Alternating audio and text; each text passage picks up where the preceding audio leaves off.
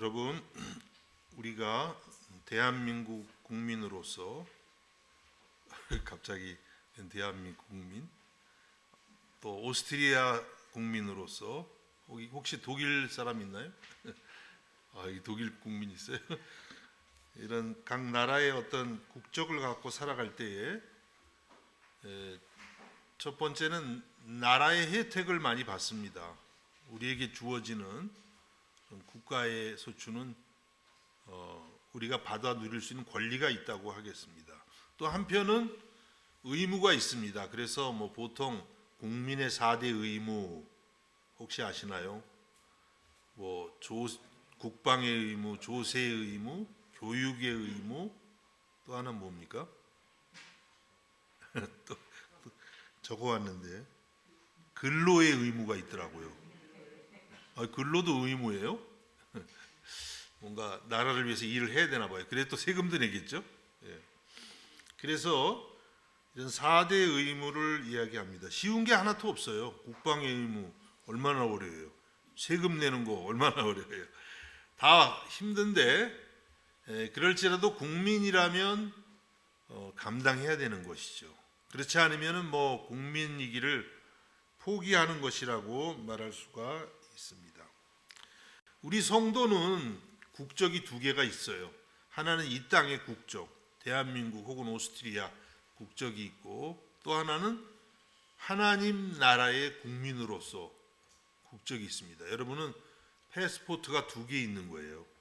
하나는 보이는 패스포트, 혹시 또 이중 국적 갖고 있는 분은 세 개 있는 거예요. 그렇죠? 하나는 보이지는 않지만 우리 마음에 새겨진 국적, 하나님의 나라 혹은 천국 같은 뜻이죠. 하나님 나라의 국적을 갖고 있습니다. 그래서 우리는 하나님 나라의 백성으로서 특권도 있고 의무도 있습니다. 특권은 무엇일까요? 특권은 하나님 나라를 누리는 거죠. 예수님을 믿어서 영생을 얻고 영원한 하나님 나라에서 주시는 그 천국의 기업을 우리는 약속받고 있습니다. 사실은 지금부터도 누리고 있어요. 여러분들이 지금부터도 마음에 주시는 그 하나님의 통치하심, 그 하나님이 주시는 평안, 이런 것들이 우리가 누리는 거죠. 지금도. 또 우리를 사랑하시는 하나님 사랑을 우리가 경험하면서 살아가는 것, 이런 것들이 특권입니다. 그리고 또 우리 육체의 생명이 다하면 영원한 하나님 나라의 기업이 우리를 위해 예비가 되어 있습니다. 그건 우리 인간의 말로 설명할 수가 없죠. 너무 엄청난 축복이니까. 영원한 하나님 나라의 축복. 우리는 이 땅의 축복이 대단한 것 같지만 사실은 영원한 하나님 나라의 축복에 비하면 아무것도 아닌 거죠. 그런 우리는 특권이 있습니다. 그것 말고도 특권이 많이 있습니다. 그런데 하나님 나라의 백성으로서 의무도 있다는 사실을 우리는 잊어서는 안 됩니다. 우리가 하나님 나라의 백성이 되었다는 것은 그 백성답게 살아야 되는 의무가 있고, 주님 앞에 나와서 우리가 이렇게 공동체로 예배 드려야 되는 의무가 있고, 교회를 섬기고 봉사하는 의무가 있고, 세상 속에 나가면 빛과 소금으로 살아가는 의무가 있습니다. 또 예수 그리스도의 복음을 전하고 이 땅에 하나님의 통치가 넓어지도록 수고해야 되는 그런 의무가 있어요. 그런데 우리가 잘못하면은 권리는 그냥 좋아하는데, 하나님 나라 백성으로서 얻는 권리는 좋아하는데 하나님 나라 백성의 의무를 다하지 못한다는 것입니다. 또 그렇게 되는 이유는 내가 하나님 나라의 백성이라는 정체성, 자각이 부족하기 때문에 또 그런 일이 생기기도 합니다. 우리는 오늘 우리가 읽은 본문을 보면서 하나님의 나라를 위해서 정말 그 의무를 다하는, 수고를 다하는 그런 일꾼들을 보게 됩니다. 바울과 바나바입니다. 오늘 이들을 우리가 잠시 살피면서 우리들도 이들처럼 하나님 나라의 백성으로서 의무를 다할 수 있는 그러한 일꾼이 될 수 있기를 주의 이름으로 축원합니다. 오늘은 말씀을 한 절씩 이렇게 살펴보겠습니다. 우선 19절에 보니까 유대인들이 안디옥과 이고니온에 와서 무리를 충동하니 그들이 돌로 바울을 쳐서 죽은 줄로 알고 시외로 끌어내치니라. 바울과 바나바가 이제 우리가 13장 앞에 좀 보고 건너뛰었는데요. 그 앞에 보면은 바울과 바나바가 이제 구브로에서 선교 활동을 한 다음에 배를 타고 내륙 지방, 오늘날 터키 지역으로 배를 타고 갑니다.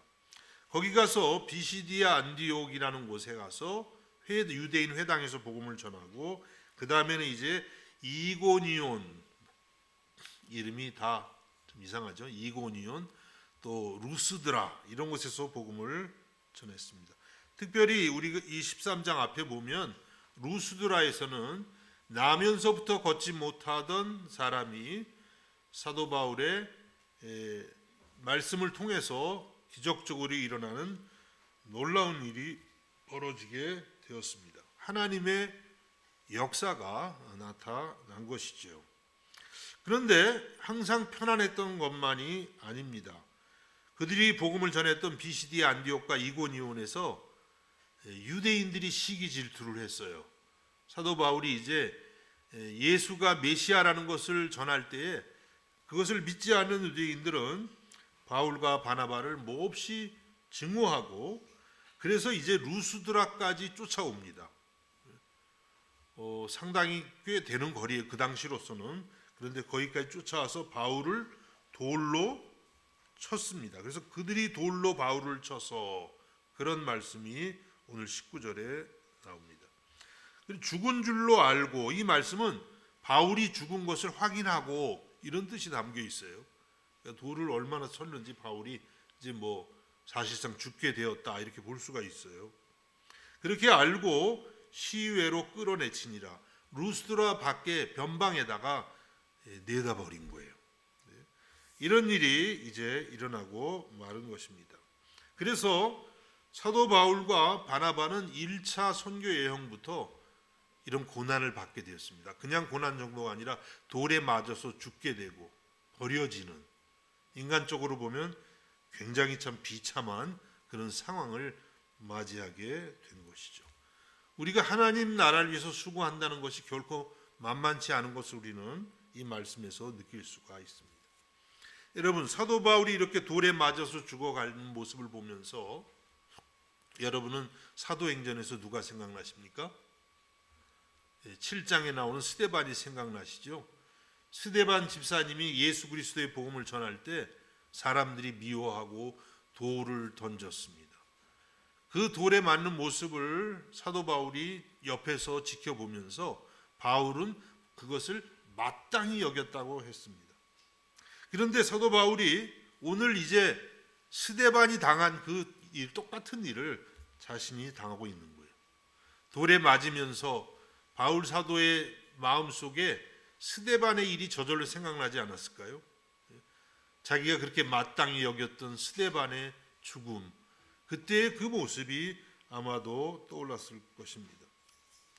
이렇게 바울의 고난이 시작이 되었는데, 이 고난은 그냥 우연히 일어난 것이 아닙니다. 사도행전 9장 15절과 16절에 보면 예수님께서 아나니아라고 하는 제자에게 이렇게 말씀합니다.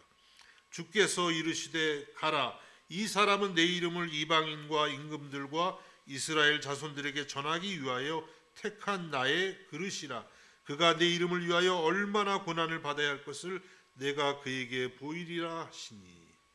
예수님이 말씀하시기를 이 사도 바울은 이제 예수님의 이름을 이방인과 혹은 또 왕들과 또 이스라엘 사람들에게 전하기 위해서 택한 그릇인데, 하나님이 쓰시는 그릇인데, 그런데 동시에 바울은 예수님의 이름을 위해서 많은 고난을 받아야 될 것을 미리 말씀하셨어요. 얼마나 고난을 받아야 할 것을, 아주 큰 고난이 그의 앞에 있다고 하는 것입니다. 예수님이 하신 말씀처럼 이렇게 이제 바울의 복음을 전하는 인생에 큰 고난이 오기 시작한 거예요. 이후로도 바울은 정말 많은 그런 고난을 받게 되는 것입니다. 어떻게 생각해 보면 마땅한 고난인지도 모르겠어요. 이렇게 생각하면 안 되는지 모르겠는데, 바울이 그렇게 예수 믿는 사람들을 잡아다가 옥에 가두고 그랬는데 그에 못지않은 고난이 오는 것을 볼 수가 있어요. 어쨌든 사도 바울이 하나님의 나라를 위해서 고난받은 것을 성경에서 살펴보면요, 야, 이거 우리가 예수님 제대로 믿고 있나? 이런 생각이 들어요. 얼마나 바울이 고난을 받았냐면 고린도후서 11장 23절 이하에 23절에서 28절에 보면 바울 사도가 자신의 고난을 이렇게 서술합니다. 그들이 그리스도의 일꾼이냐 정신없는 말을 하거니와 나는 더욱 그러하도다. 내가 수고를 넘치도록 하고 옥에 갇히기도 더 많이 하고. 다른 사람들이 그리스도의 일꾼이라고 하면서 바울을 그리스도의 일꾼이 아니라고 말하는데 정신없는 소리다. 내가 그들보다 훨씬 고난을 더 받았다. 주의 나라를 위해서도 고난 많이 받는 게 좀 더 진정성이 있는 그런 신앙인 것 같습니다. 그래서 옥에 갇히기도 더 많이 하고 매도 수없이 맞고, 주의 나라를 위해서 수고했는데 매도 수없이 맞고 여러 번 죽을 뻔하였으니 유대인들에게 40에서 가만 매를 5번 맞았으며 40에서 하나를 가만 매면 39대 40대를 때리면 죽을 수 있기 때문에 한 대를 가면서 39대씩 그걸 5번, 얼마나 정말 고통을 받았습니까? 3번 태장으로 맞고 1번 돌로 맞고, 이 1번 돌로 맞고는 아마 루스드라 이 사건을 의미하는 것 같아요. 유대인, 그 다음에 3번 파선하고 일주야를 깊은 바다에서 지냈으며 여러 번 여행하면서 강의 위험과 강도의 위험과 동족의 위험과 이방인의 위험과 시내의 위험과 광야의 위험과 바다의 위험과 거짓 형제 중의 위험을 당하고 또 수고하며 애쓰고 여러 번 자지 못하고 줄이며 목마르고 여러 번 굶고 춥고 헐벗었노라. 굶기도 많이 굶었대요. 사도인데 정말 그리스도의 종으로서 가장 귀하게 사역했던 분인데 여러 번 굶었습니다. 추위에 떨었고 헐벗고 옷이 없었어요.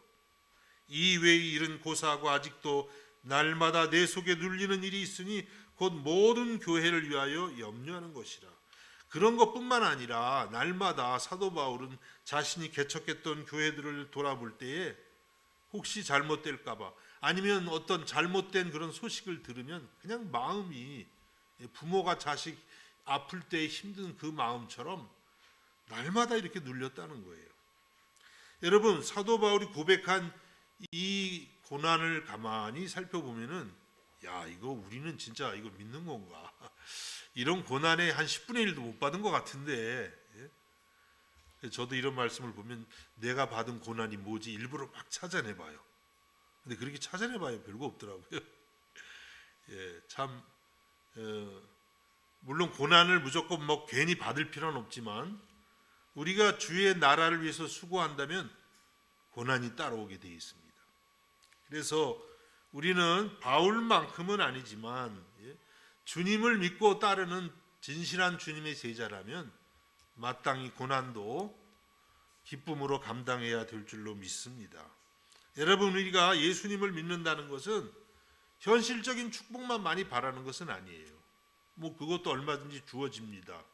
현실도 다 하나님의 주권에 속해 있기 때문에 그런 일도 얼마든지 있지요. 그러나 우리가 예수님을 따라간다는 것은 사실상 이 땅에서 많은 고난을 받는다는 의미예요. 왜냐하면 하나님의 나라와 이 세상의 나라는 같이 갈 수가 없어요. 너무 가치관이 달라요. 그래서 하나님 나라를 따라 주님의 뜻을 따라 산다는 것 자체가 이 세상에서 그렇게 어울리지 않는 일입니다. 고난이 있을 수밖에 없는 것입니다. 예수님은 말씀하십니다. 누가복음 9장 23절에서 또 무리에게 이르시되 아무든지 나를 따라오려거든 자기를 부인하고 자기 십자가를 지고 날마다 제 십자가를 지고 나를 따를 것이니라, 이렇게 말씀하셨어요. 예수님의 제자가 되려면 자기를 부인해야 된대요. 내 생각, 내 뜻, 내 욕심, 이런 것들, 내 야망, 이런 거 다 포기해야 된다는 거, 부인해야 된다는 거예요. 그리고 날마다 제 십자가를 지고 나를 따를 것이니라. 이 십자가는 주님이 우리에게 주시는 사명이겠죠. 그 사명의 무게를 벗어내지 말고 그것을 지고 주님을 따라가라고 말씀하고 계십니다. 여러분, 십자가는 어떤 의미가 있습니까? 요즘은 뭐 십자가는 예쁘고 장식품으로도 많이 쓰이지만 본래 십자가는 그런 것이 아니죠. 이 당시의 십자가는 수치를 의미합니다. 이 당시의 십자가는 죽음을 의미하고 이 당시의 십자가는 많은 고통을 의미하는 것입니다. 그래서 예수님께서 날마다 자기 십자가를 지고 따르라고 하신 것은 우리가 주님을 위해서 살기 위해서는 고통과 수치를 감당하고 때로는 죽음에 이르는 데까지도 우리들이 따라가야 된다고 말씀하고 있습니다. 여러분, 이런 말씀을 볼 때에 오늘 우리의 신앙이 너무 현실적인 편안함을 추구하는 것이 아닌가 이런 생각을 하지 않을 수가 없습니다. 우리는 복 받는 거, 현실에서 복 받는 거 다 좋아하죠. 부자 되는 거 다 좋아하시고 세상에서 이름 나는 거 다 좋아합니다. 그런 것들도 얼마든지 주 안에서 있을 수 있지만 본질적인 것은 그것이 아닙니다. 주님을 따를 때에 주를 위해서 고난받는 그 자리까지 갈 수 있는 믿음, 그 믿음이 있기를 주님의 이름으로 축복합니다. 사도 바울은 이렇게 주의 나라를 위하다가 죽음을 당하는 지경에까지 이르렀습니다. 그러면 이제 바울은 어떻게 되었을까요? 죽고 말았을까요? 그렇다면 사도행전이 이어지지 않겠죠. 사도행전 14장 20절과 21절에 이렇게 말씀합니다.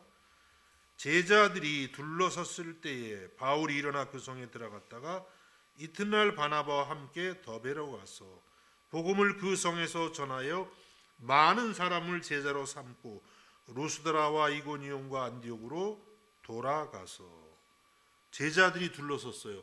사도 바울이 이제 죽음을 당해서 시외로 끌려가가지고 거기서 이제 버려졌습니다. 얼마나 처참하겠어요. 온몸에 돌에 맞아서 얼굴 다 피 멍들고 정말 너무 마음이 슬펐을 것 같아요.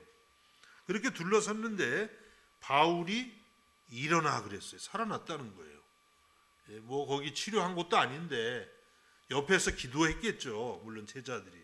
그런데 사도 바울이 이렇게 기적적으로 일어났다고 했습니다. 하나님의 은혜와 능력이라고 밖에는 말할 수가 없는 것 같습니다. 자, 이렇게 일어났는데 사도 바울은 어떻게 했을까요? 우리 같으면은 뭐 혹시 저 같으면 일어난 다음에 야, 이제 선교는 좀 쉬어야 되겠다. 당연히 그 생각했을 것 같아요. 주변에서도 그렇게 말했을 것 같고. 그러면 먼저 나를 파송한 수리아 안디옥 교회로 가서 좀 약도 바르고 좀 몇 달 쉬다가 할 것 같은데, 아니면 고향 다소가 여기서 그렇게 멀지는 않습니다.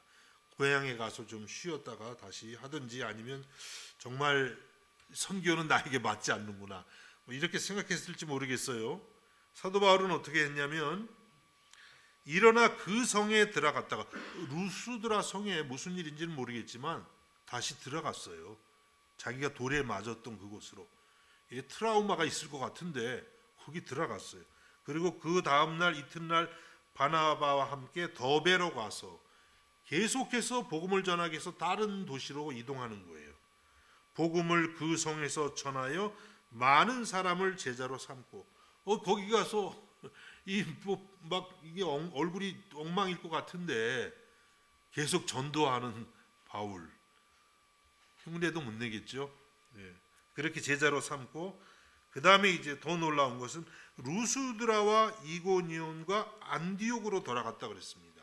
루스드라, 돌에 맞았던 곳이고, 이고니온과 안디옥은 자기들을 잡으러 왔던 유대인들이 이곳에서 온 거예요.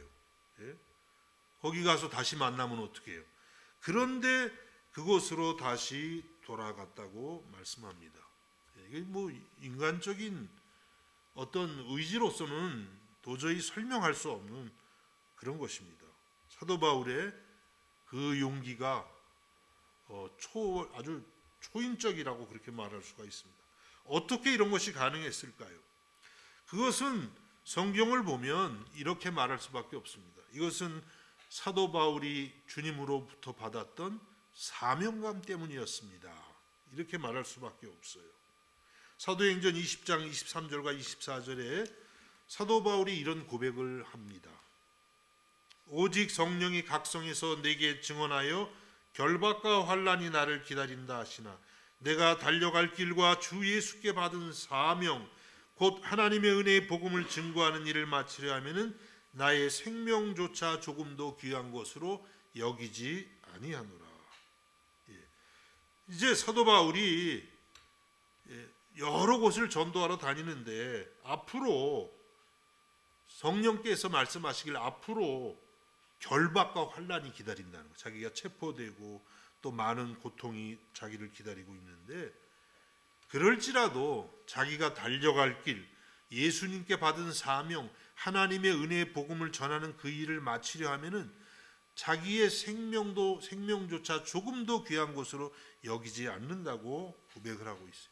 그러니까 예수님으로부터 받은 사명이 우선되는 거예요. 우리 생명이 얼마나 귀해요. 그런데 그 생명보다 예수님이 주신 사명이 더 귀하다. 내 생명이 왜 있는가? 주님이 주신 그 사명을 위해서 오직 있다고 바울은 고백하고 있습니다. 이게 바로 사명감에 의해서 살고 사명감에 의해서 죽는 것이죠. 여러분, 우리 성도는요, 이 삶의 자세가 다른 사람들입니다. 우리는 우리 생명만을 위해서 살지 않아요. 생명만을 위해서 산다는 건 뭐예요? 나를 살찌우고 나를 잘되게 하고 나를 높이고 내가 편안해지고 내가 승리하고 뭐 이런 것이죠.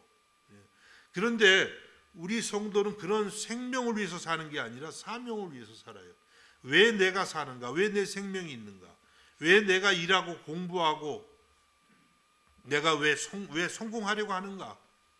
그 이유는 주님이 주신 사명을 감당하기 위해서. 그것이 바로 사명감에 살아가는 삶을 의미하는 것입니다. 이런 사명감으로 바울 사도가 살았기 때문에 돌에 맞아서 죽게 됐습니다. 또 죽을 수도 있습니다. 그래도 두려워하지 않아요. 내 사명이 있는 한 내 생명은 끝나지 않을 것이다. 뭐 이런 믿음이 있는 것이죠. 여러분, 그렇습니다. 하나님이 주신 사명이 있는 한은요, 우리는 죽지는 않아요. 다칠 수는 있는데 이렇게. 그래서 우리는 인간이 우리 생명을 마음대로 못합니다. 하나님이 주신 사명을 마칠 때까지는 아무도 우리를 해칠 수가 없어요. 이런 사명감으로 바울은 앞을 향해서 나갔던 것입니다. 여러분, 우리들도 이와 같이 사명감으로 살아가실 수 있기를 주님의 이름으로 축복합니다. 내 생명을 위해서 사는 것이 아니라 내 생명을 주님 주신 사명을 위해서 바칠 수 있기를 간절히 바라는 것입니다. 이렇게 사명감으로 사도 바울이 어떤 일을 했냐면 22절을 계속 봅니다. 제자들의 마음을 굳게 하여 이 믿음에 머물러 있으라 권하고 또 우리가 하나님의 나라에 들어가려면 많은 환난을 겪어야 할 것이라고 하고 그 자기들을 돌로 쳤던 사람들이 있는 그곳으로 가서 루스드라, 이고니온, 안디옥 이곳 교회들을 방문해서 제자들의 마음, 예수님을 새롭게 믿었던 사람들 마음을 굳게 했어요. 그 당시 예수 믿는다는 그 자체가 환난이었어요. 요즘은 그 정도는 아니죠. 그래도 예수 믿는 자체가 환난인가요? 뭐 그럴 수도 있겠어요.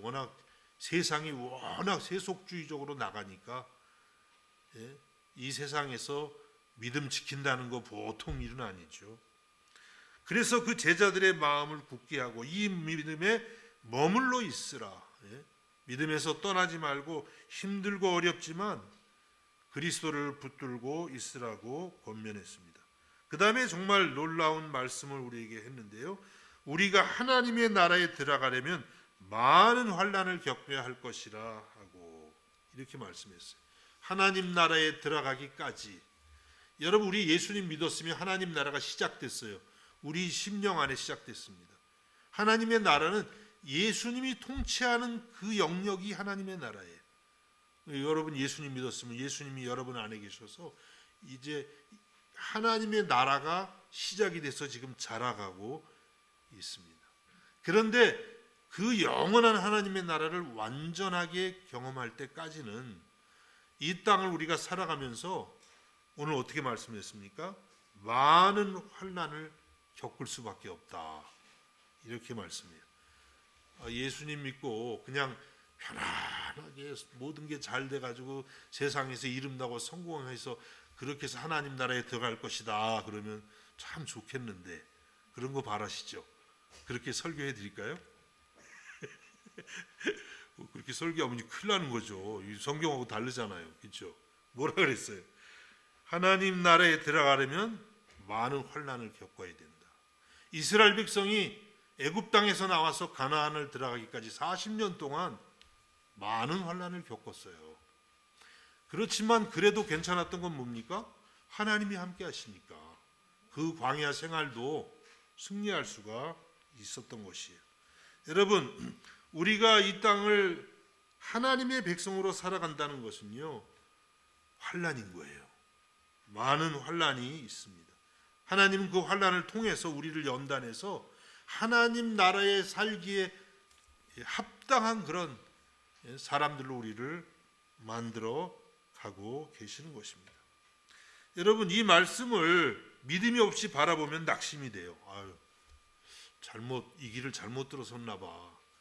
예수 믿으면 그냥 다 잘 되는 줄 알고 왔는데 아니 많은 환난이라니. 후회하세요? 예.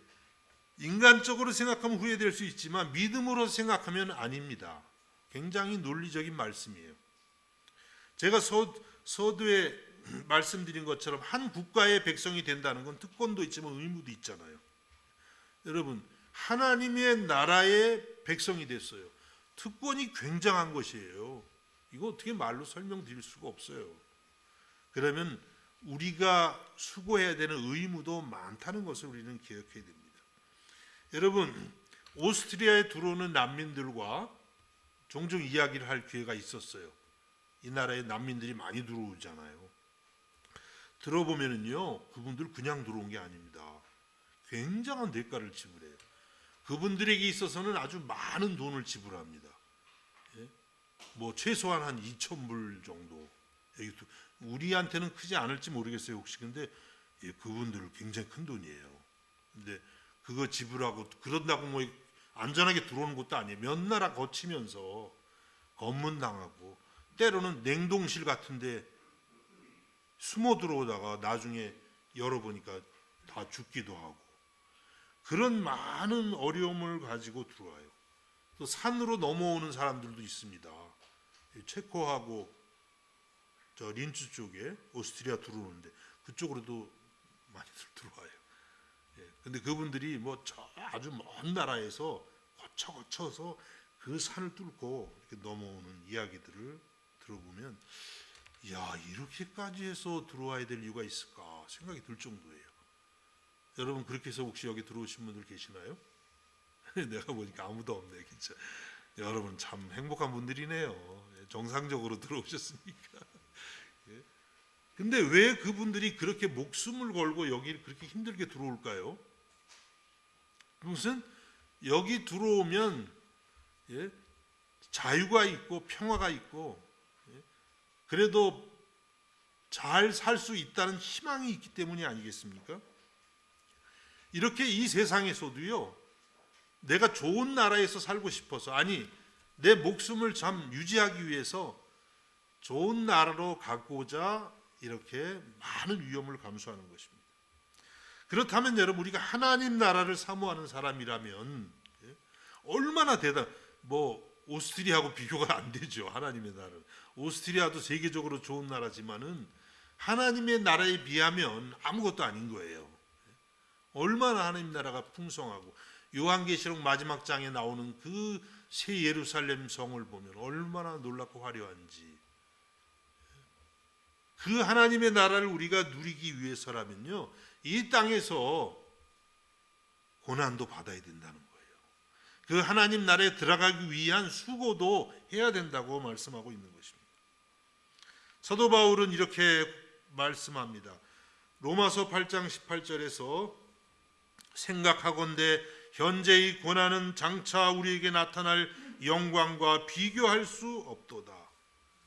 현재의 고난, 우리가 그리스도인으로서 하나님의 자녀로서 살아갈 때 고난이 있습니다. 그런데 장차 우리에게 나타날 영광하고는 비교할 수가 없다는 거예요. 그래도 좀 비교가 된다 이게 아니고 하나님 나라의 영광이 너무 놀랍기 때문에 우리가 지금 받는 고난은 그 하나님 나라의 영광을 만날 때는요 그냥 아무것도 아니었네 이렇게 되고 만다고 말씀하고 있습니다.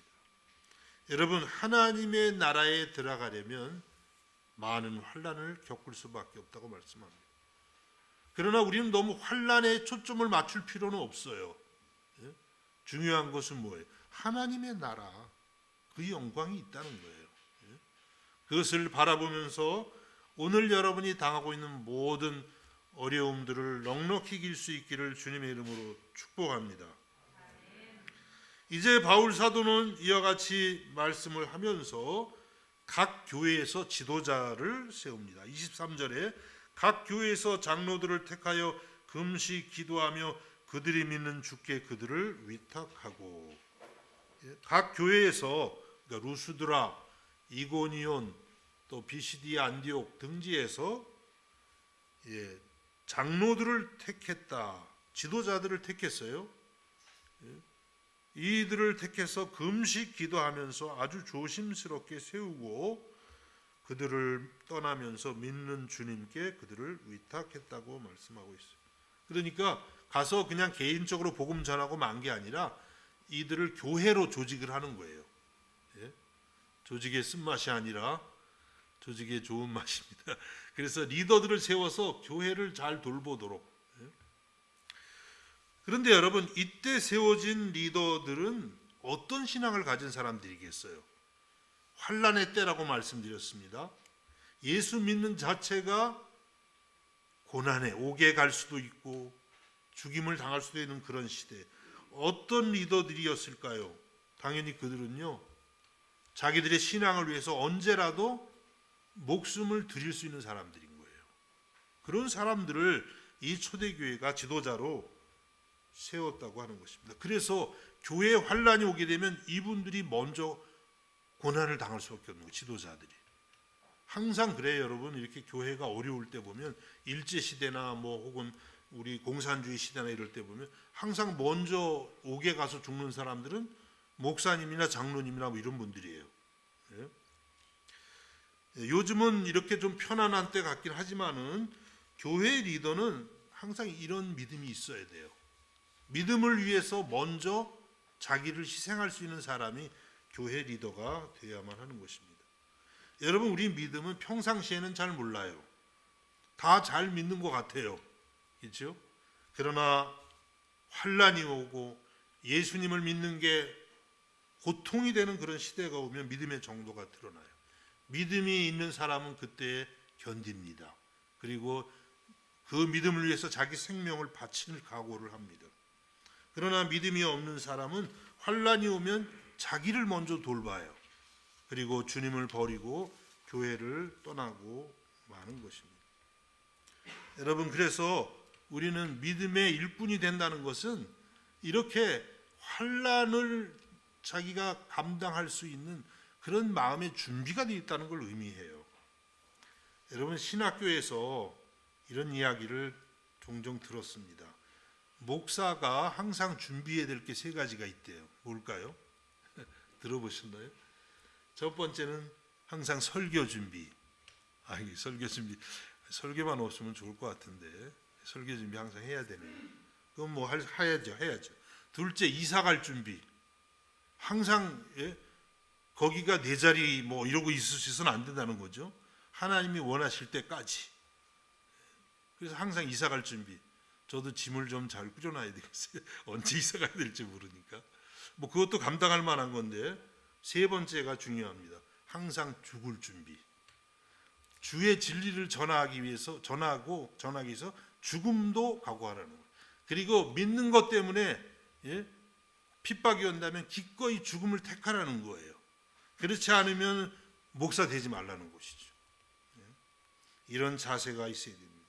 목회자뿐이겠어요.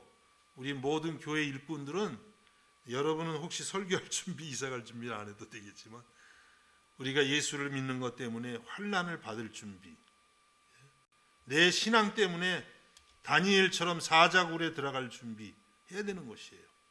이것이 영원한 하나님의 나라를 믿는 성도들의 마땅한 자세인 줄로 믿습니다. 여러분, 이와 같은 일꾼들이 될 수 있기를 주님의 이름으로 축복합니다. 네, 여기서 아멘을 얼마나 하실까 했는데 좀 하시네요. 그래도 아멘, 아멘 해야죠. 예. 이제 바울과 바나바는 이 1차 선교여행을 마치고 자기들을 파송해 준 수리아 지역의 안디옥 교회로 돌아옵니다. 이제 마지막으로 26절에서 28절을 봅니다. 거기서 배 타고 안디옥에 이르니 이곳은 두 사도가 이룬 그 일을 위하여 전에 하나님의 은혜에 부탁하던 곳이라. 그들이 이르러 교회를 모아 하나님이 함께 행하신 모든 일과 이방인들에게 믿음의 문을 여신 것을 보고하고 제자들과 함께 오래 있습니다. 자기들을 파송한 그 안디옥으로 돌아온 것이에요. 그래서 교회를 모았습니다. 이 뜻은 뭐냐면 바울과 바나바 두 사람만이 선교했다는 게 아니에요.